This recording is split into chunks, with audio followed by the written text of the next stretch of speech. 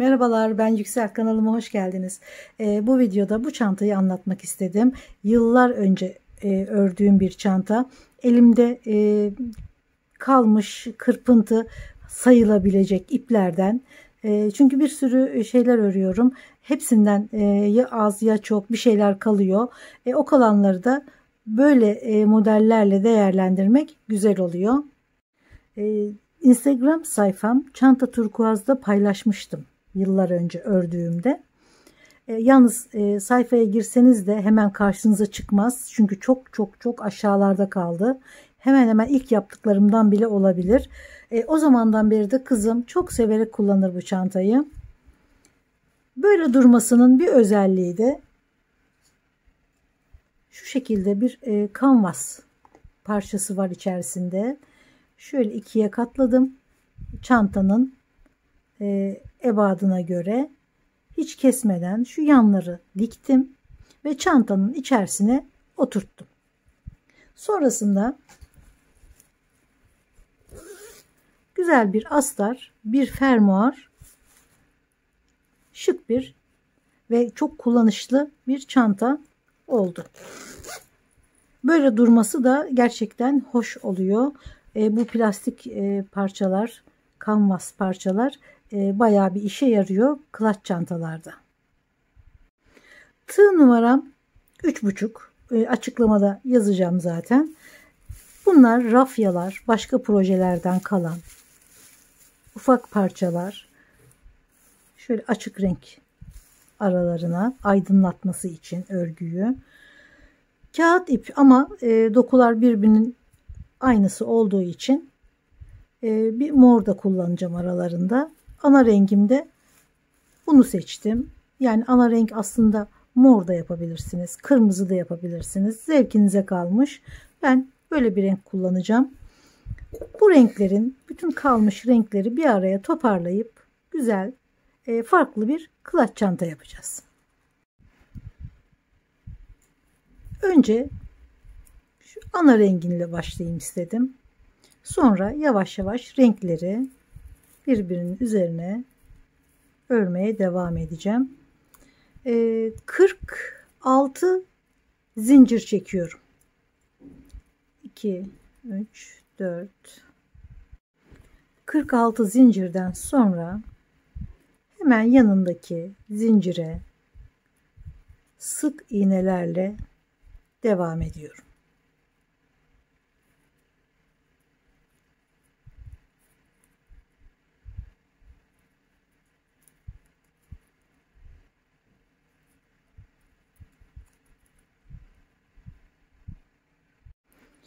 ...46 zincir çektik.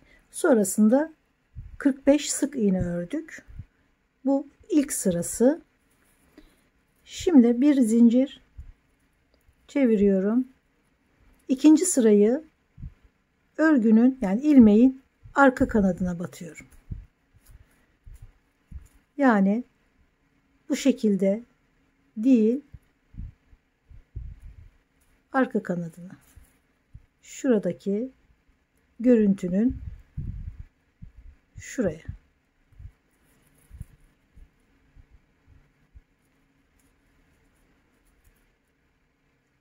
Sık iğneleri sadece ilmeğin arka kanadını örerek devam ediyorum. Ki şuralardaki böyle ufak küçük tepecikler, yani kabartılı desen oluşması için. 2 sıra sık iğne ördüm. Şimdi renk değiştirmek istiyorum. Bunun yanına güzel bir mor yakışır diye düşündüm. Vaju çanta örerken yaptığımız renk değişimi gibi şöyle alıyorum. Son ilmeği, rengimiz değişmiş oldu. Bir zincir çeviriyorum. Gene hemen ilk ilmeğin içerisine ve dış kanadına batıyoruz. Örgünün tamamını, yani bu renkli örgünün tamamını bu şekilde örüyoruz. Sadece ilmeğin, şurada gördüğümüz ilmeğin sadece dış kanadına batarak renkli örgüyü bu şekilde bitene kadar devam edeceğiz. Örgü sadece sık iğneden ibaret. Renk değiştirerek örüyoruz. Bütün özelliği rengarenk olması. Elinizde ne renk varsa tabii birbirine yakışan renkler olabilir, kontrast renkler olabilir ya da kağıt ip olmaz da elinizde koton ipler olabilir. İnce ipleri de çift kat yaparak diğer elinizde kalın olan iplerle de eşdeğer kalınlığa getirebilirsiniz. Yani elinizdeki bütün ipleri toparlayıp böyle bir çanta örebilirsiniz. Kağıt ip olması da gerekmiyor.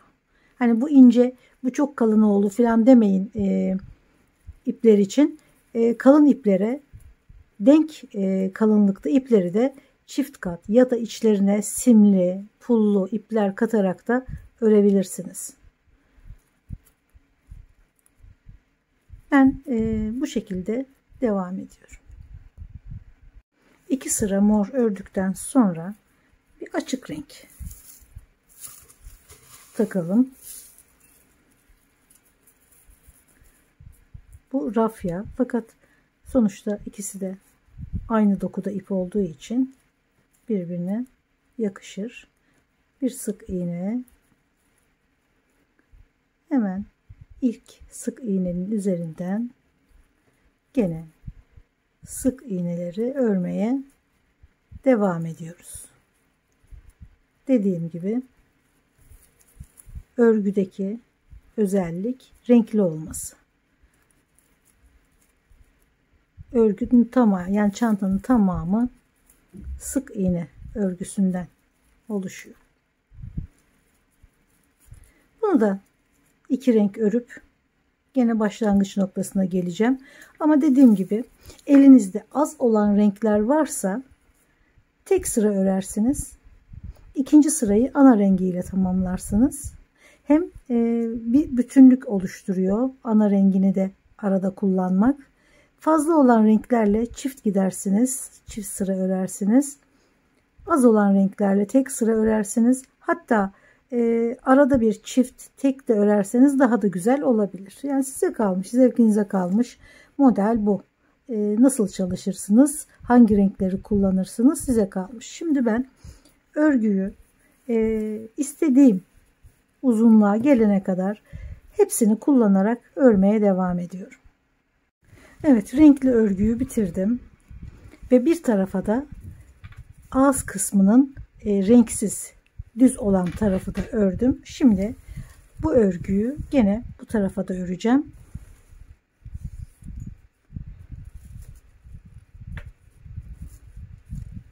...24 santim renkli kısım,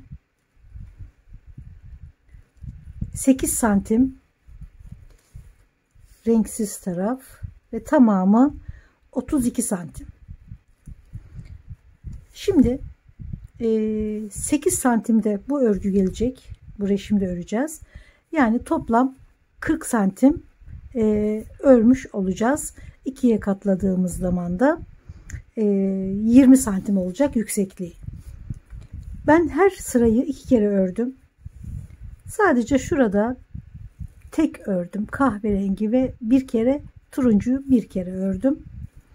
Yoksa her aralıklarda gene 2 sıra kahverengi değil, tek sıra kahverengi, tek sıra açık renk, o şekilde de örebilirdim ama şurada bir kere kullanmak istedim. Şimdi örgünün bence düz tarafı da burası. Şu arka tarafı biraz karışık. Zaten ördüğünüz zaman anlarsınız. Daha sakin, daha renklerini gördüğünüz taraf bu taraf. Şimdi bu örgünün aynısını buraya öreceğiz. Ondan önce burada ipliklerimiz oluştu.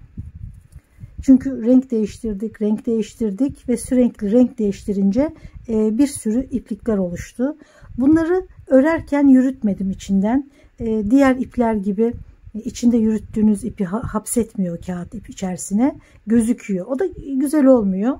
O yüzden iplikleri bıraktım. Sonrasında bütün örgü bittikten sonra böyle böyle ipler kaldı buralarda. Onları kendi içerisinde şöyle bağladım. Sonrasında hemen alttaki örgünün içerisinden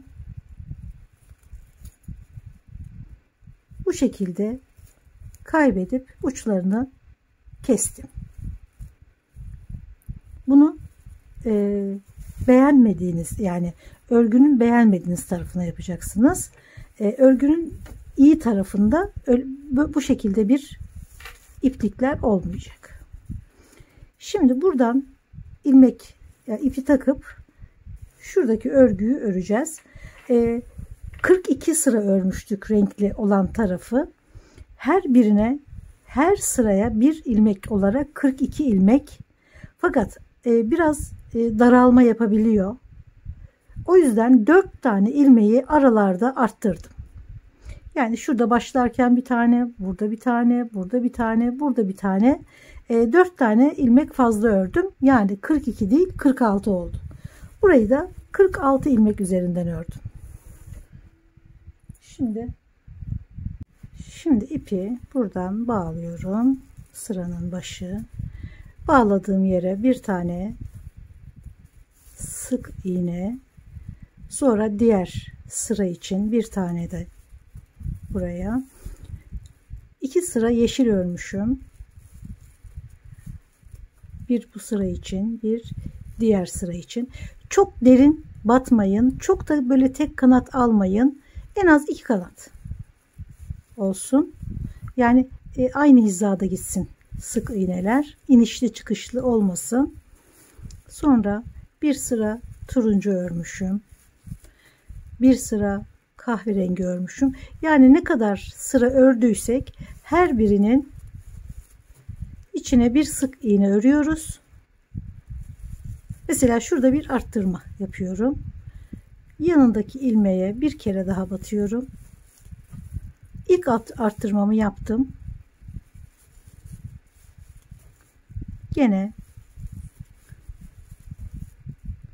her sıraya bir kere batarak ve arada da 4 tane arttırma yaparak sıranın sonuna kadar sık iğneleri örüyorum.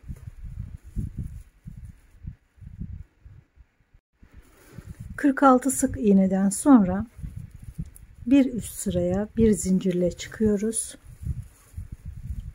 Hemen en baştaki ilmeğin içerisine sık iğnelerle devam ediyorum. Bu şekilde 12 sıra örüyorum.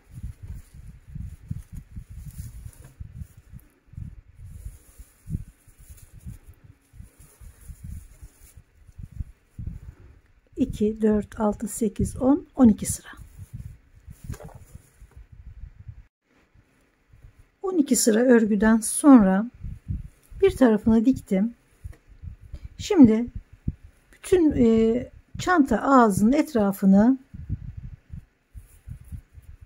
bir zincir ilmek kaydırarak örüyoruz.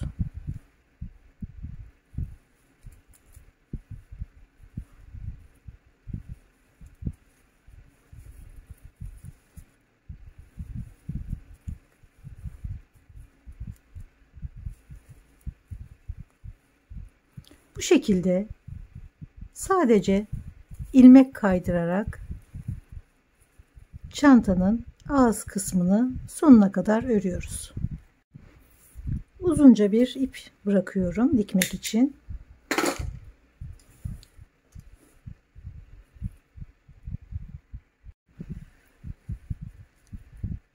İlk ilmeğe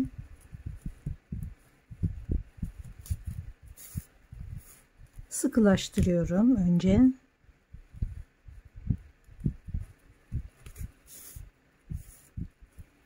Sonrasında tam karşılığına denk gelecek şekilde ilmekleri çok derine batmadan ince bir dikiş yapıyoruz.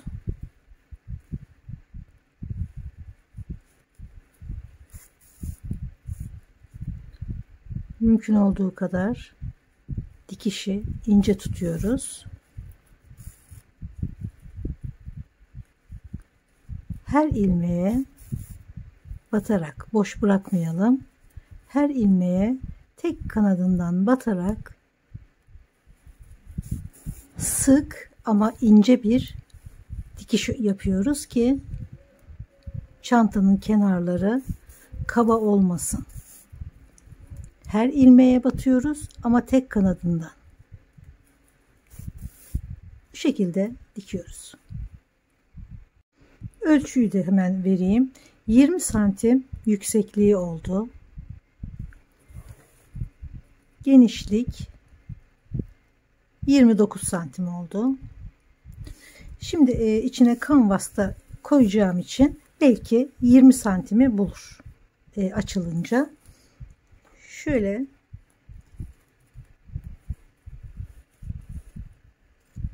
şu şekilde yerleştireceğim içine. Fakat sanki biraz uzun gibi.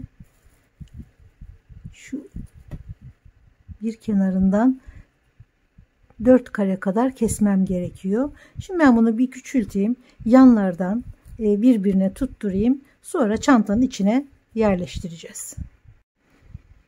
Şu şekilde gene çantanın kendi ipiyle dikiş yapıyoruz. Onu da göstereyim. Bir kafesin hemen altından ipi alıyorum. Gene aynı yerden sonra yukarı. Burada ipi bir alt kafeste sıkılaştırmış olduk. Aynı yere bütün kafeslerin içine ipi dolayarak fazla olan ipi de arada tutuyorum.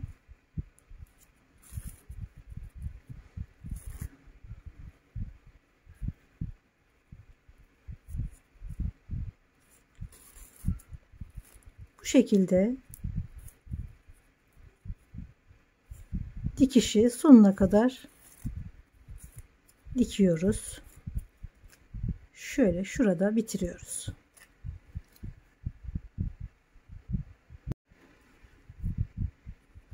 Bu şekilde çanta içlerine hazırlayıp gergin duran, dik duran çantalar elde edebilirsiniz.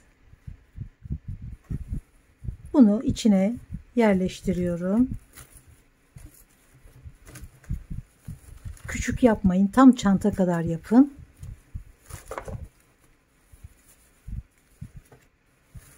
Bakın çantanın duruşu hemen değişti.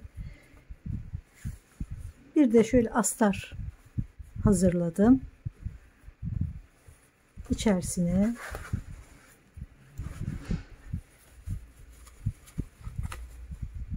bu şekilde tutturacağım kenarlarını. Bir tane de fermuar teyelleyeceğim. Belki de bunu ben yapmam. Bir yardım alırım. Çünkü ben dikiş sevmiyorum. Bilmediğimden değil. Yaparım. Yalnız dediğim gibi iğne iplikten pek haz etmiyorum. O yüzden bu dikişi de hallettikten sonra görselini hazırlayacağım. Şimdi bir de ölçüsünü göstereyim.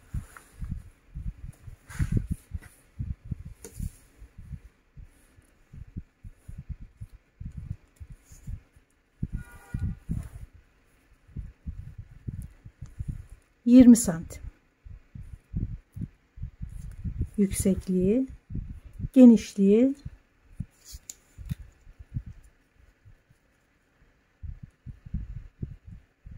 28 santim. Gayet güzel ölçülerde, harika bir çanta oldu. Şimdi bir de buna sap yapalım. Biraz ip bırakıyorum. Ne kadar istiyorsam o kadar zincir çekiyorum. Şurada bileğimize geçirecek kadar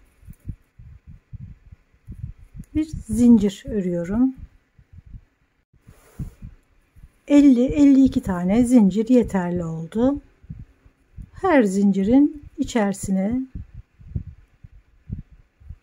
bir sık iğne örüyorum.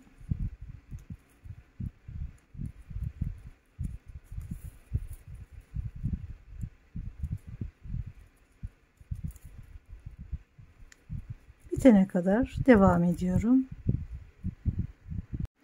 Sıra sonunda bir zincir, hemen dibine ve her ilmeğin içerisine gene sık iğne.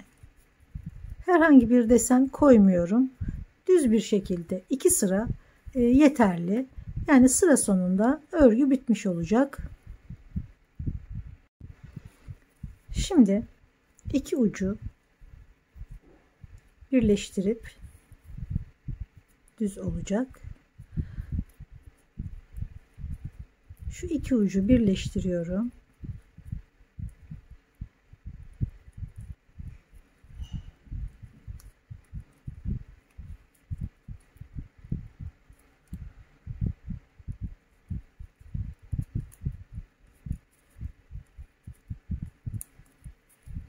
Bir ilmek daha.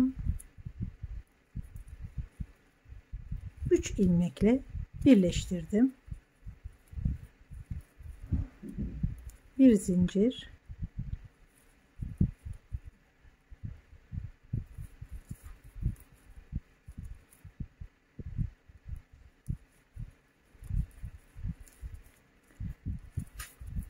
Gene bir zincir. 3 ilmek daha.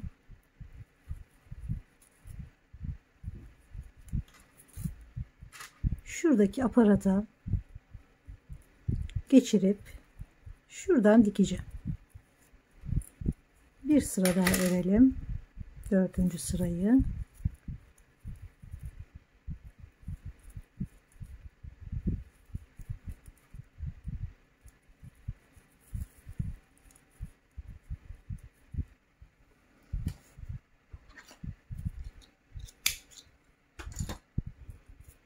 Bitiriyorum.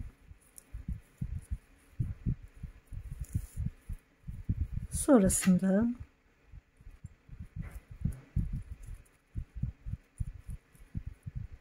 buraya şurada bıraktığım uzun iple bunu buraya dikiyorum.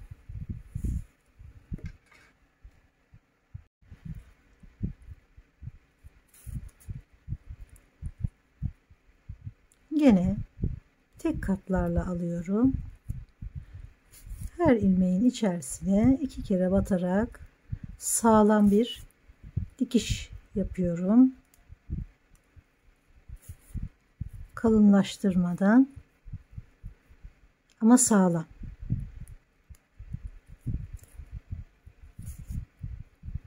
Bir kere daha. Son ilmek.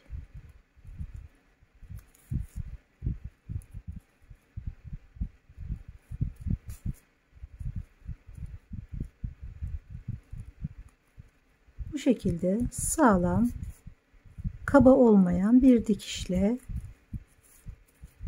dikmiş olduk. Şimdi bunları örgünün içerisinde zaten kaybedeceğim. Şuraya küçük bir demir taktım. Bunu her yerde bulabilirsiniz aslında. Bulamazsanız da eski çantalarınızdan çıkartabilirsiniz. Ya da örgüyle bir birit yapabilirsiniz. Oraya takabilirsiniz. Gayet basit bir örgüyle. Bu şekilde takıyorum ve çantanın örgüsü tamamen bitmiş oluyor. Şu şekilde.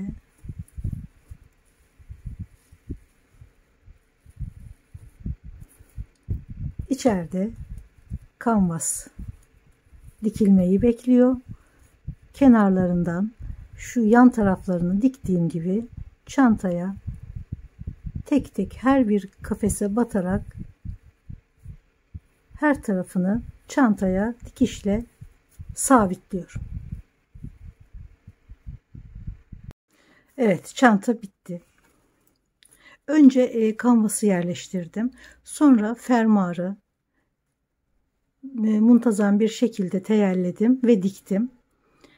Sonrasında astarı fermuarın şu orta kısmından hem çantayı hem fermuarı hem astarı aynı anda dikerek çantanın içerisine sağlam bir dikişle yerleştirdim. Çantayı daha da süsleyebiliriz. Şöyle püsküller dikebiliriz. Çok değiştiriyor çantayı. Şöyle pomponlar dikebiliriz. Bakın çanta bambaşka hale geliyor. Ya da bu şekilde ama daha ince bantlarla, hatta kurdele olabilir. Kurdelelerin üzerlerine, bunlar da her yerlerde satılıyor artık. Şöyle irili ufaklı paralar var. Büyüğü, küçüğü. Sonra böyle simgesel parçalar var. Bunlar çok pahalı da değil zaten. Bunlarla bandın üzerine dikerek doldurursunuz. Boncuklar ilave edip zenginleştirirsiniz. Sonra kendi zevkinize göre yaptığınız o bandı çantanın etrafına dikersiniz. İster çizgili değil de motifli örün, ister dümdüz örün, ama yaptığınız o süslemelerle çok farklı çantalar, çok zevkli, severek kullanacağınız çantalar ortaya çıkacaktır. Hatta bunu satarak bir kazanç haline getirebilirsiniz. O da çok güzel bir şey. Çünkü biz hanımlar, ben biliyorum, çok yetenekli bayanlarız biz. Kim bilir evde neler yapıyorsunuzdur.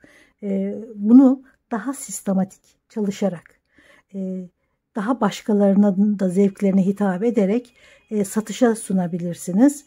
Mutlaka interneti de kullanarak el maharetlerinizi daha da geliştirerek çok güzel ürünleri gelir kapısı olarak kullanabilirsiniz.